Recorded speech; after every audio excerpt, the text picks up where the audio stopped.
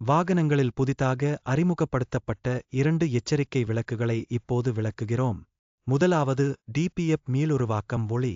இந்த எச்சரிக்கை விளக்கைப் பற்றிய விவாதத்திற்கு முன் வாகனத்தில் உள்ள வெளியேற்ற வாயு சிகித்தலை பார்ப்போம். 3 துணைப் பிரிவுகளைக் கொண்ட இந்த அமைப்பில் வெளியேற்றம் பாய்வதை நீங்கள் காணலாம். முதல் அலகு டோக் டீசல் ஆக்சிசனேற்ற வினையூக்கி ஆகும். இரண்டாவது அலகு டிபிஎஃப் கார்பன் துகள்களை வடிகட்டுகிறது. மூன்றாவதாக எஸ்சிஆர் வெளியேற்ற வாயுக்களை ஐடபிள்யூ எனப்படும் அக்வஸ் யூரியா கரைசலுடன் சிகிச்சையளிக்கின்றது. இங்கே ஐடபிள்யூ சேமிக்கப்படும் தொட்டி உள்ளது. டீசல் துகள் வடிகட்டிக்கு வருவோம். இந்த இல்டர் வெளியேற்ற வாயுக்களில் புகைக்கரி எனப்படும் துகள்களைப் பிடிக்கிறது. எனவே இந்த வழக்கு திடோட்பிடோட் எக்குள் சேகரிக்கப்படுகிறது. இப்போது இந்த சேகரிக்கப்பட்ட சூட்மாஸ் ஒரு குறிப்பிட்ட வரம்பை தாண்டும்போது டிபிஎஸ் சுத்தம் செய்யப்பட வேண்டும். இந்த சுத்தப்படுத்தும் செயல்முறை ரீஜெனரேஷன் என்று அழைக்கப்படுகிறது. இதில் டிபிஏ அடைய சிறிதளவு டீசல் தயாரிக்கப்படுகிறது மற்றும் இந்த டீசல் டிபிஏ உள்ளே எரியும் போது சேகரிக்கப்பட்ட அனைத்து சூட் வெகுஜனங்களையும் சுத்தம் செய்கிறது.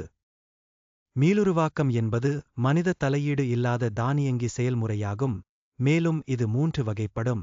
வகையின் அடிப்படையில் டிபிஎஃப் விளக்கு பச்சை, மஞ்சள் மற்றும் சிவப்பு நிறங்களில் ஒளிரும்.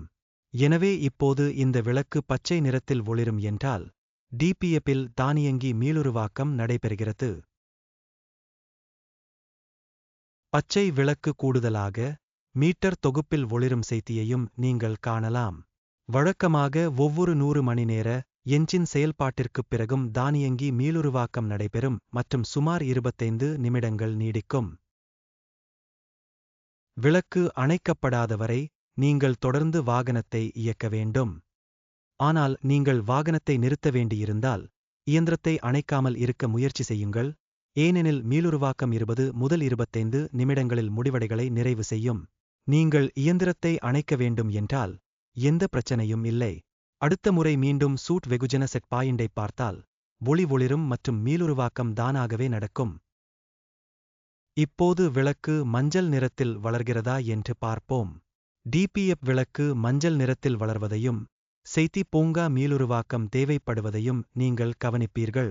மீட்டர் செட்டில் ஒளிரும் வாகனத்தை நிறுத்தவும். வாகனத்தில் நடக்கும் தானியங்கி மீளுருவாக்கம் செயல்முறை சூட் வெகுஜனத்தை எரிக்க போதுமானதாக இல்லை என்பதையும் அதை நிறுத்தி மீண்டும் உருவாக்க வேண்டும் என்பதையும் இது குறிக்கிறது. எனவே இந்த வகை மீளுருவாக்கம் செய்ய நீங்கள் வாகனத்தை பாதுகாப்பான இடத்தில் நிறுத்த வேண்டும். கியர் லிவரை நியூட்ரல் பொசிஷனுக்கு மாற்றி பார்க் பிரேக்கை என்கேஜ் செய்து வாகனத்தை ஸ்டார்ட் செய்யவும். வாகனத்தை ஸ்டார்ட் செய்த 1 நிமிடத்திற்குப் பிறகு மீட்டரில் உள்ள செட் பட்டனை 5 வினாடிகளுக்கு மேல் அழுத்துவதன் மூலம் மீளுருவாக்கம் செயல்முறையை தொடங்கவும். வாகனத்தின் ஆர்பிஎம் தானாகவே 2000 ஆர்பிஎம் ஆகஸ்ட் உயர்வது 20 முதல் 25 நிமிடங்கள் வரை தொடரும். அதன் பிறகு ஆர்பிஎம் இயல்பு நிலைக்குத் திரும்பி வாகனத்தை சாதாரணமாக இயக்கலாம். ரீஜெனரேட்டர் செயல்முறை நடக்கும் போது ஆக்சிலரேட்டர், கிளட்ச் அல்லது பிரேக் பெடல் அழுத்த வேண்டாம். இது ரீஜெனரேஷன் செயல்முறையை நிறுத்தும். வெளியேறும் வாயுக்கள் 500 முதல் 600 டிகிரி செல்சியஸ் வரை மிகவும் வெப்பமாக இருக்கின்றன.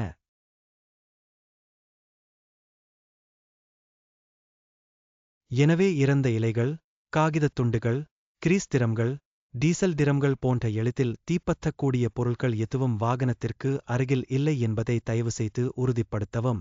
மீளுருவாக்கம் விளக்கு சிவப்பு நிறத்தில் ஒளிரத் தொடங்கினால் ஏற்படும் 3வது வகை மீளுருவாக்கம் பற்றி இப்போது சொல்கிறேன். எனவே நீங்கள் மஞ்சள் மீளுருவாக்கம் விளக்கை புறக்கணித்தால் இறுதியில் விளக்கு சிவப்பு நிறத்தில் ஒளிரத் தொடங்கும். செய்தியுடன் மீளுருவாக்கம் அவசரமாக திரையில் ஒளிரும் டீலரிடம் செல்லுங்கள். இது சூட்டின் நிலை மிக உயர்ந்த மட்டத்தை எட்டியுள்ளது மற்றும் வாகனத்திற்கு அவசரமாக மீளுருவாக்கம் தேவைப்படுகிறது என்பதை குறிக்கிறது. இந்த வழக்கில் உடனடியாக வாகனத்தை நிறுத்தி டீலர்ஷிப் அல்லது எங்கள் கட்டணமில்லா எண்ணை தொடர்பு கொள்ளுமாறு அறிவுறுத்தப்படுகிறீர்கள். மீளுருவாக்கம் செய்ய அத்தகைய சந்தர்ப்பத்தில் சிறப்பு கண்டறியும் கருவி தேவைப்படுகிறது. சிவப்பு ரீஜெனரேஷன் லைட்டை நீங்கள் தொடர்ந்து புறக்கணித்தால் இறுதியில் வாகனம் ஆர்பிஎம் ரெஸ்ட்ரிக்ஷன் பயன்முறைக்கு சென்றுவிடும். ஆர்பிஎம் 1500 ஆர்பிஎம் ஆகஸ்ட் கட்டுப்படுத்தப்படும். மேலும் அதிக பழுதுபார்ப்பு செலவு காரணமாக டிபிஎ சேதமடைய அதிக வாய்ப்புகள் உள்ளன. மேலும் சில நேரங்களில் வாகனம் காற்று அல்லது எரிபொருள் அமைப்பில் சில அசாதாரணங்களை எதிர்கொண்டால் பச்சை அல்லது மஞ்சள் விளக்கு இல்லாமல் ஒளிரும் சிவப்பு மீளுருவாக்கம் விளக்கை நீங்கள் சந்திக்கலாம். மேலும் வாகன RPM 1500 RPM ஆகஸ்ட் கட்டுப்படுத்தப்படும். இதுபோன்ற சந்தர்ப்பங்களில் உடனடியாக வாடிக்கையாளர் ஆதரவு எண்ணை தொடர்பு கொள்ளவும். PS6 இல் புதிய அடுத்த எச்சரிக்கை விளக்கு நாக்ஸ் லைட் ஆகும். PS6 வாகனத்தில் அறிமுகப்படுத்தப்பட்ட கடைசி ஆனால் முக்கியமான எச்சரிக்கை விளக்குகளில் இதுவும் ஒன்றாகும். எனவே வாகனத்தில் ஏதேனும் பிரச்சனை ஏற்பட்டு அதன் மாசு உமிழ்வு பாதிக்கப்படும் போது இந்த எச்சரிக்கை விளக்கு ஒளிரத் தொடங்கும். கூடுதலாக மீட்டர் கூட்ட LCD திரையில் எச்சரிக்கை பலகை ஒளிரும். இந்த சூழ்நிலையில் நீங்கள் உடனடியாக டீலர்ஷிப் அல்லது வாடிக்கையாளர் சேவை கட்டணமில்லா எண்ணை தொடர்பு கொள்ள வேண்டும். ஏனெனில் அனுமதிக்கப்பட்ட கால வரம்பான 20 மணி நேரத்திற்குள் சிக்கல் சரிசெய்யப்படாவிட்டால்.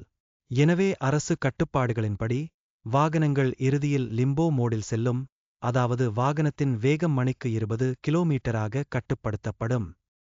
S.M.L குறைவாகவே உள்ளது. சிறந்தவர்கள் இருங்கள்.